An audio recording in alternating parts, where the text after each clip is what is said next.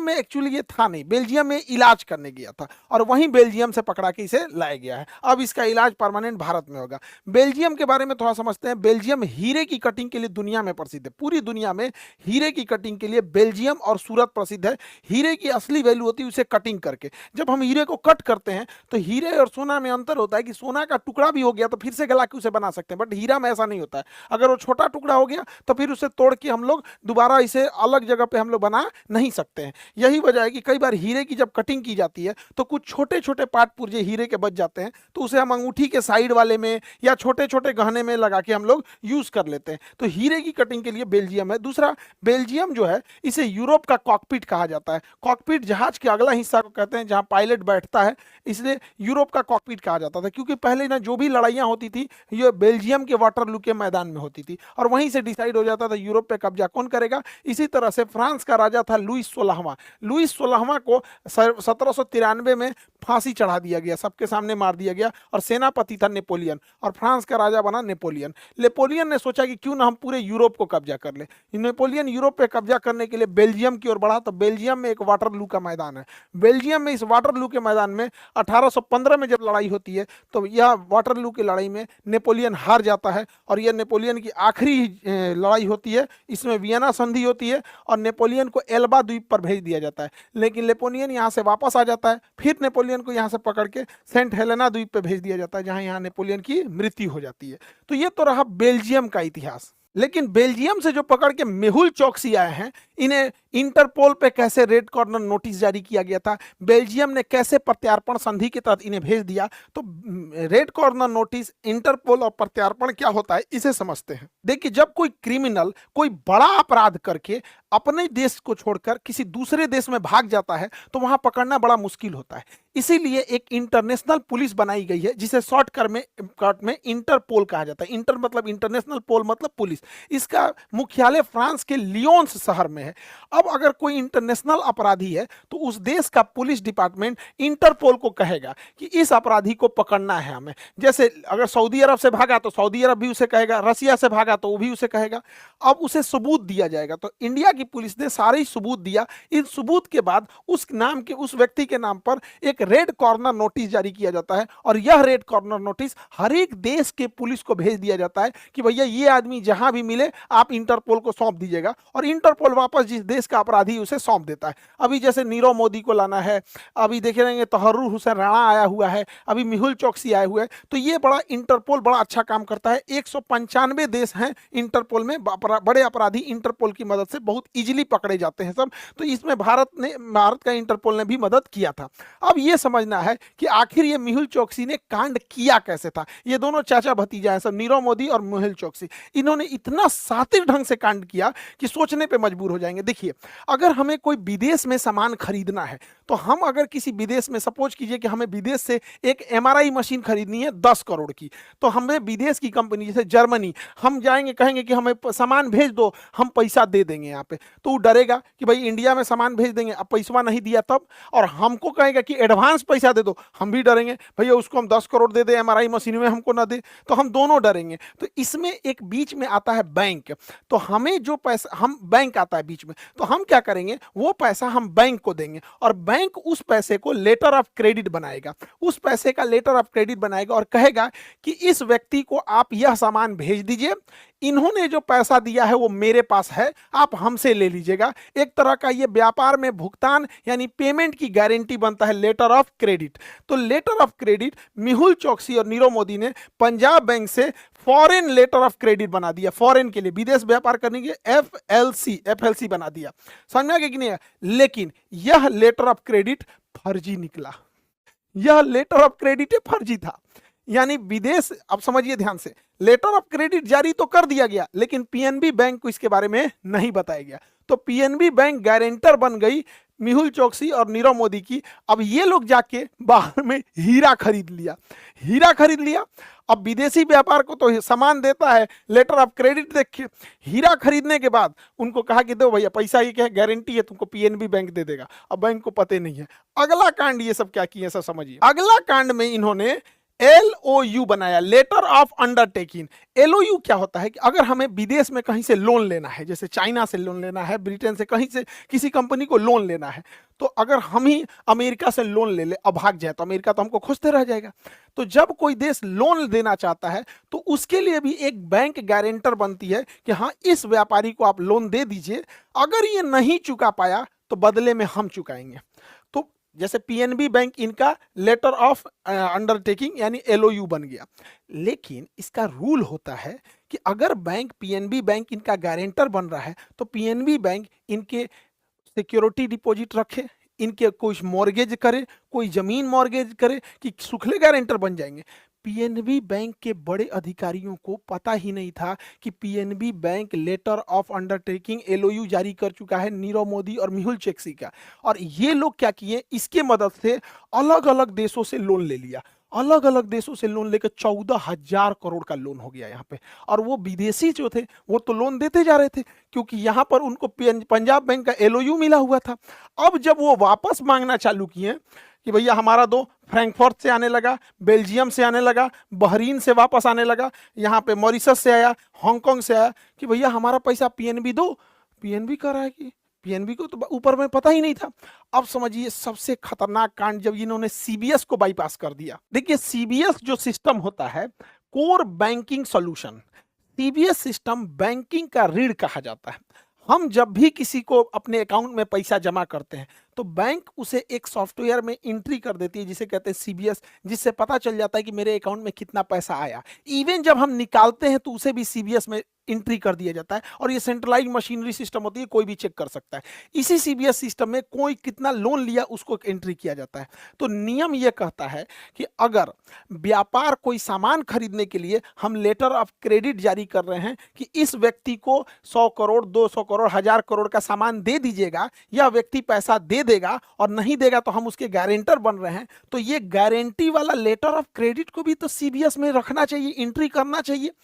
दूसरा कि अगर इन्हें विदेश व्यापार करने के लिए लोन चाहिए तो LOU को भी पंजाब नेशनल बैंक का यह फर्ज बनता था कि अपने कोर बैंकिंग सॉल्यूशन के अंदर एंट्री करना चाहिए, ताकि बैंक के जितने बड़े अधिकारी हैं उन्हें पता चल सके कि विदेश में ये दो लोग छुट्टा सांड बन के घूम रहे हैं पीएनबी बैंक की गारंटी लेकर कि इसके मदद से चाहे जितना लोन ले ले और इसके मदद से चाहे जितने का हीरा खरीद ले। तो व्यापार करने के लिए लेटर ऑफ क्रेडिट और लोन लेने के लिए letter of understanding, letter of undertaking चाहिए।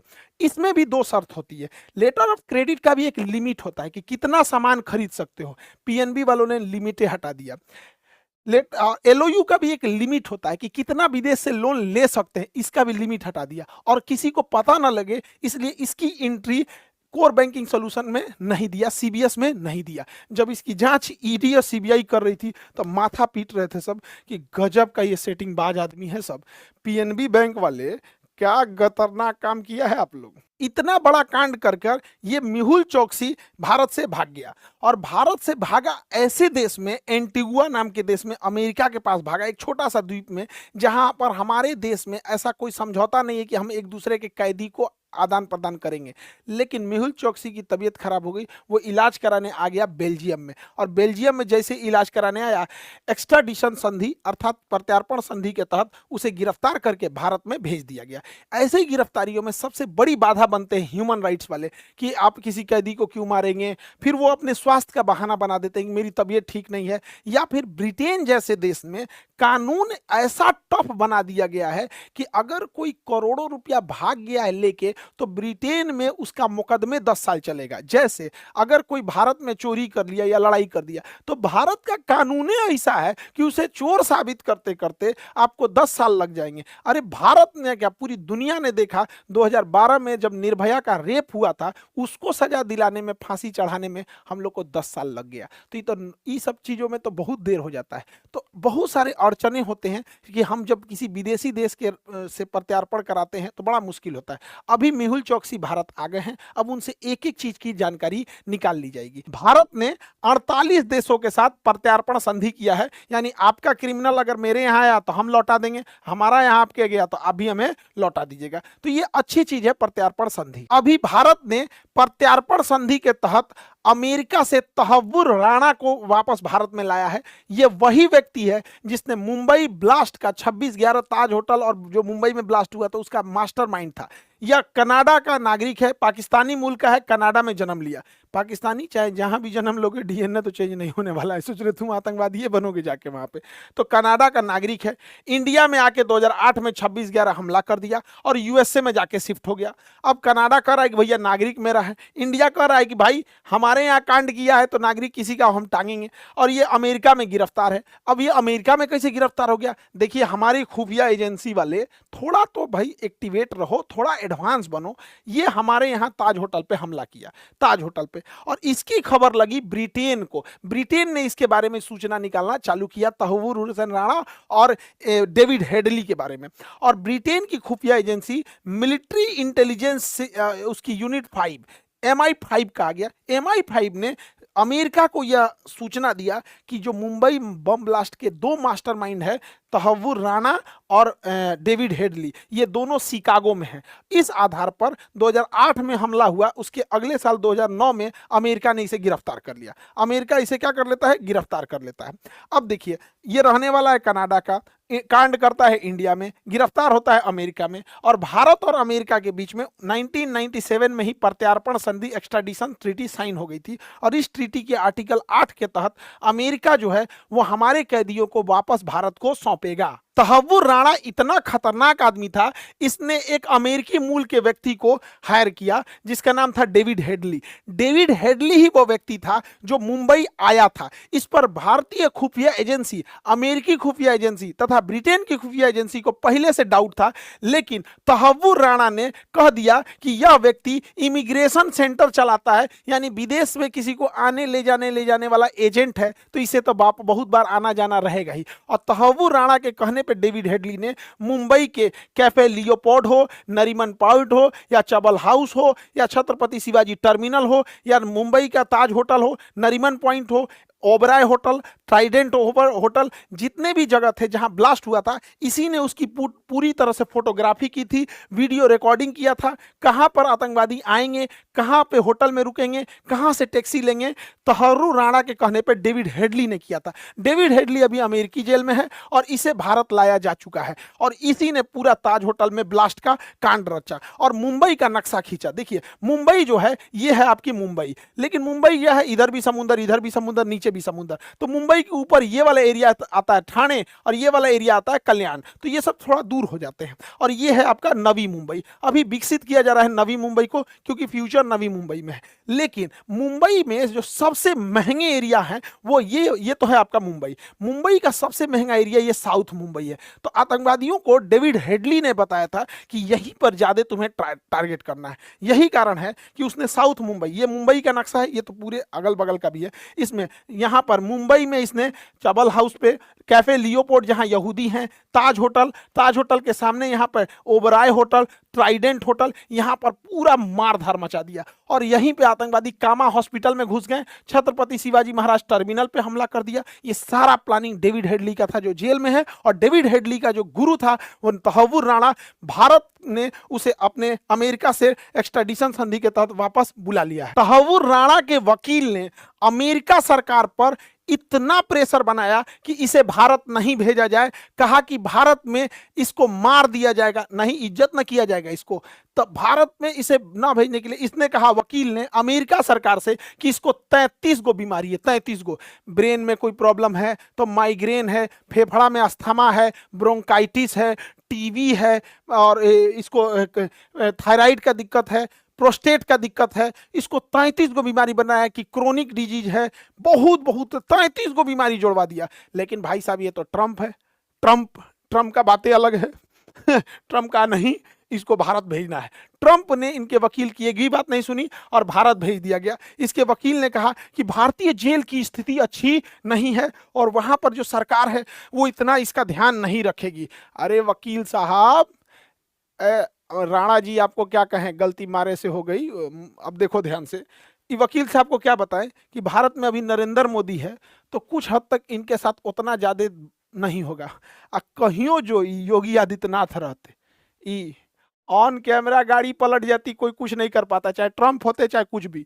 जो भारत पे इतना बड़ा हमला करेगा, उसको बैठा के कोई इज्जत कर रहा है। फिलहाल तहव्वुर राणा, और ये तो अभी जेल में है, तहव्वुर राणा को एनआईए जो है अपने यहाँ इंदिरा गांधी एयरपोर्ट पे उतरते गिरफ्तार कर ली है। और किसी भी व्यक्ति को कोई जांच एजेंसी हो या पुलिस हो अपने यहाँ रखने से पहले उसे कोर्ट में पेश करना होता है। तो एनआईए इसे कोर्ट में पेश करने के लिए लेके गई। एनआईए ने इसे दिल्ली के पटियाला हाउस कोर्ट में प्रस्तुत किया और पटियाला हाउस कोर्ट ने राणा जी को कह दिया कि मुझको राणा जी माफ करना, 18 दिन का जिम्मेदारी दे दिए एनआईए को। अब एनआईए वाला क्या कांड करेगा आपके साथ हमें नहीं पता भाई, एनआईए वाले आप अपना स्वतंत्र हो यहाँ। हालांकि दिल्ली में देखेंगे तो Patiala house court, Rouse Avenue court, 30 Hazari court, ये बड़े फेमस कोर्ट हैं। तो नरेंद्र मोदी और एस जयशंकर साहब के नेतृत्व में विदेश नीति में एक चीज तो हुआ है कि भगोड़े लोग चाहे मेहुल चोकसी हो, अब अगला नंबर नीरव मोदी का है और विजय माल्या का है। इन दोनों लोग को भी बहुत जल्दी एक्स्ट्राडिशन संधि, प्रत्यार्पण संधि के तहत वापस लाया जा रहा है। विजय माल्या का लगभग हर एक रास्ता क्लियर हो चुका है। अब विजय माल्या बस आखिरी दाव लगा रहे हैं ब्रिटेन में कि हमको एसाइलम दे दिया जाए। ब्रिटेन एसाइलम देगा नहीं, वापस ये आएंगे और नीरव मोदी आएंगे। तो देखिए, भारत की संपत्ति को कोई लूट के लेके जाए, थोड़ा समय लगे लेकिन इसको जरूर वापस लेके आना है। इससे क्या है कि संवैधानिक संस्थाओं पर फेथ बनता है। जबकि आप अपने मन से सोच के देखिए कितना शातिर थे सब, ये मेहुल चोकसी हो जाए चाहे नीरव मोदी हो जाए, पीएनबी बैंक से किस तरह से लेटर ऑफ क्रेडिट निकलवा दिया, ऊपर तक जानकारी नहीं दिया, एलओयू लाया, जानकारी नहीं दिया, even CBS system, core banking system में भी नहीं चढ़ाया। इसका मतलब आप सोचिए कि भारत में कितने करप्ट लोग बैठे हुए हैं। तो ऐसे में किस तरह से अंग्रेज जब आए होंगे सब, तो ऐसे ही ना लोगों को मिला किसी राजा को मार दिया, किसी को मिला लिया, हमें गुलाम बना दिया।